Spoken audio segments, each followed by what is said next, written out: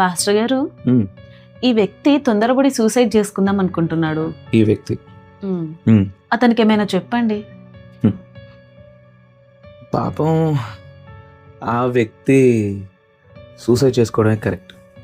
ఎందుకంటే ఆ వ్యక్తి బాధలు అన్నాయిన్నా, కాకపోతే తన బాధల్ని బట్టి తన ఇంటోళ్ళని కూడా అనాథలుగా చేస్తాడు అనుకో, అది వేరే విషయం. సూసైడ్ చేసుకోవడమే కరెక్ట్. ఎందుకంటే ఎన్ని కష్టాలున్నా, ఎన్ని ఇబ్బందులైనా సరే, భూమి మీద పుట్టిన కుక్కలు, నక్కలు, పందులు, ఆకాశ పక్షులు, చీమలు ఏవి సూసైడ్ చేసుకునేంత పిరికివి కాదు.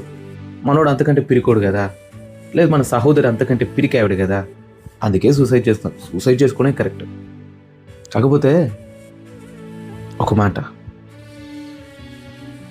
భూమి మీద మీకున్న కష్టం ఎంత గొప్పది అని నువ్వు భావించి, ఇది నా వల్ల కాదు అని తలంచి జీవితాన్ని ముగిస్తే ఇక్కడితో సమస్యలు అయిపోతాయి అని అనుకుంటున్నావేమో, కానీ నీ ఎదుట పర్వతం వలె ఉన్నటువంటి ఈ సమస్య నిన్ను సృజించిన జీవము కలిగిన దేవుడైన యేసయ్య ఎదుట ఒక నలుసు కూడా.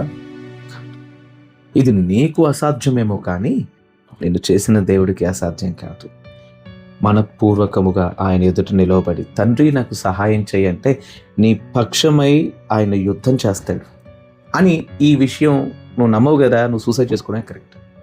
కానీ నమ్మితే ఆయన మహిమను చూస్తావు. ఇంకా గట్టిగా మాట చెప్పనా, సూసైడ్ చేసుకుంటే తర్వాత సుఖపడిపోతా అని అనుకుంటున్నావేమో. లేదు లేదు లేదు లేదు. దేహము దేవుని ఆలయం. దేవుని ఆలయాన్ని పాడు చేసేవాడిని దేవుడు పాడు చేస్తాడు. అంటే ఆత్మ నరకానికి పోతుంది.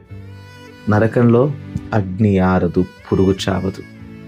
ఆ నరకంలో పడ్డాక యాతన అనుభవిస్తున్నప్పుడు అనిపిస్తుంది, ఈ నరకంలో అనుభవిస్తున్న యాతనలో ఇంత ఇంత ఇంత ఇంత ఇంత అంత యాతన భూమి మీద సహించగలిగితే ఈ పరిస్థితులన్నీ కూడా చక్కబడేవి అని. మీ ఇష్టం మరి. ఎంత చెప్పిన తర్వాత కూడా సూసైడ్ చేసుకుంటాను అని అంటే నీ ఇష్టం. కానీ చివరిగా ఒక మాట, మనల్ని మనం చంపుకోవటం అంటే మనల్ని మనం చంపుకోవటం మాత్రమే కాదు, మనల్ని ప్రేమించే మన ఇంటి వాళ్ళను కూడా చంపేయటం. మీ ఇష్టం.